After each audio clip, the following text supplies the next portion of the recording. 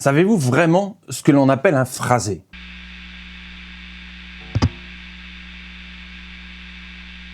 Dernièrement, je parlais avec un jeune guitariste lors d'un bœuf dans une asso. Et après en avoir discuté avec lui, il est venu me voir en disant « J'aime beaucoup ton phrasé ».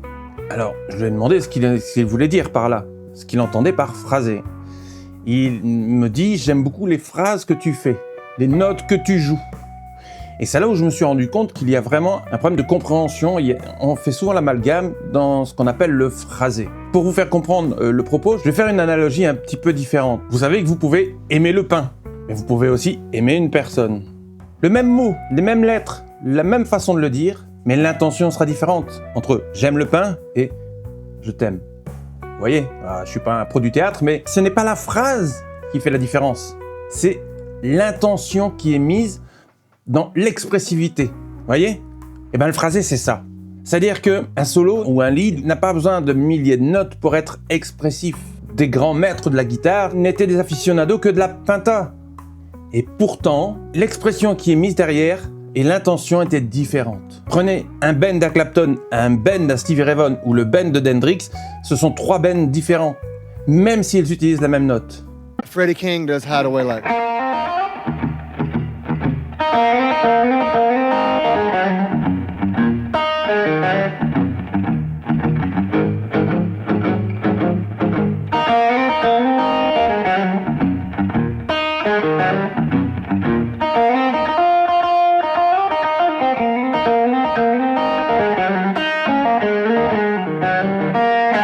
And Eric Clapton does it like this.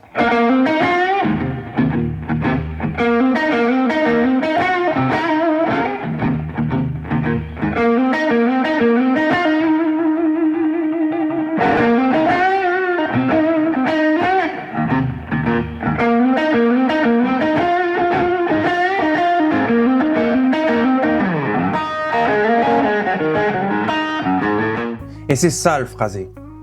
C'est réussir à transmettre des émotions, des intentions dans la façon dont vous allez réaliser une note. Et pas simplement descendre une gamme ou une position.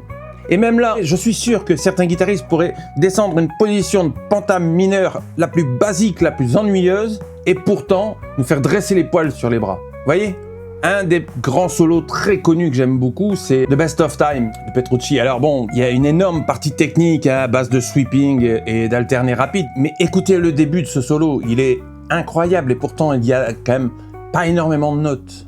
Simplement que les notes sont bien choisies, bien sûr, mais l'intention qu'il y met, la façon qu'il a de le jouer, les petits effets qu'il y ajoute font toute la différence.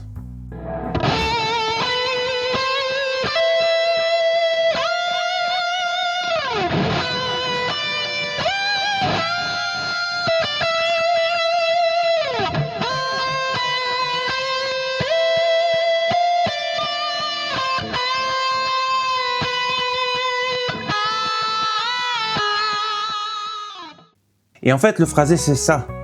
Les notes que vous allez jouer, c'est quelque chose qui va venir avec le temps. Je suis désolé de vous le dire, mais ce n'est pas de la technique, ça se passe là. On est tous des improvisateurs nés.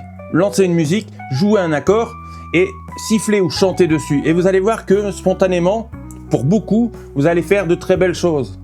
Toute la difficulté va être de réussir à passer ce que vous avez là directement dans les mains sur la guitare. Connaître toutes les notes de votre manche, tant par le nom que par le son, pour réussir à transmettre directement ce que vous entendez dans votre tête, dans vos doigts. L'exercice classique, bien sûr, c'est de chanter ce que vous allez jouer. Et alors, en toute honnêteté, c'est quelque chose d'extrêmement difficile. Je commence à peine y arriver et encore sur 3-4 notes à peine. Alors imaginez un peu un George Benson qui peut vous chanter ce qu'il va jouer pendant 5 minutes. C'est l'aboutissement ultime. C'est là où, vous voyez, la musicalité prend le pas sur la technique. George Benson a créé un lien direct entre ce qu'il a dans la tête et le bout de ses doigts. Donc ce qu'il entend dans la tête, il peut le jouer immédiatement. Ça, c'est pour moi l'art ultime de l'improvisateur. Mais bon, ça c'est des années de travail. Parce qu'il faut que l'oreille se forme, et malheureusement ça se fait pas en 30 jours. Contrairement à une technique, voyez ? Bref, tout ça pour dire que, pour en revenir à l'histoire du phrasé, un beau phrasé, ce n'est pas un enchaînement de notes qui vont faire une phrase plus ou moins jolie, non.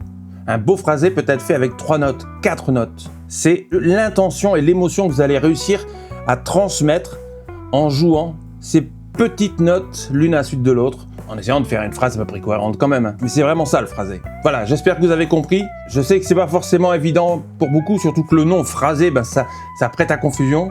Mais c'est important pour moi d'en parler parce que beaucoup ont tendance à croire que le phrasé, c'est faire de jolies phrases comme les jazzmen pendant des minutes et des minutes. Non, ça c'est encore autre chose. Pensez que même si vous ne savez jouer qu'une penta mineure, dans une penta mineure, vous avez des millions de possibilités.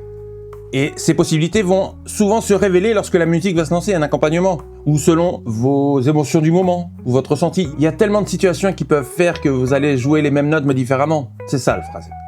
Voilà, j'espère que ça peut vous aider dans l'apprentissage de votre instrument. C'est important de le comprendre, déjà pour qu'on se comprenne entre musiciens, et pour aussi vous permettre d'atteindre des buts. Si vous voulez améliorer votre phrasé, ne cherchez pas à faire des phrases extrêmement longues à la jazzman si vous êtes un rocker ou si c'est pas le but. Essayez surtout de leur mettre une expressivité incroyable. Et vous verrez que très vite, vous arriverez à faire des choses géniales. Un B.B. King, un Clapton, ils ont des intentions tellement puissantes dans les quelques notes qu'ils jouent que on est hypnotisé par leur jeu. Et pourtant, la plupart ne connaissent pas les modes, ne connaissent pas tous ces artifices très utiles en soi, mais qui ne sont pas impératifs pour faire de la belle musique. Voilà, voilou. Allez, sur ce, je vous laisse et bonne guitare à tous. Amis gratteux, amis gratteuses. Tchuss!